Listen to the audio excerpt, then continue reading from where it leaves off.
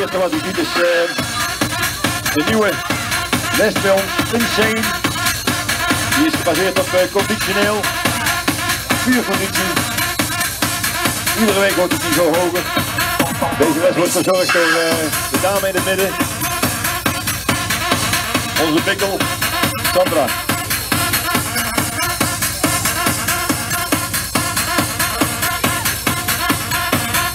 Rechts van haar, de ruur rechts, staat wat van de kilo, de fitnessinstructeur.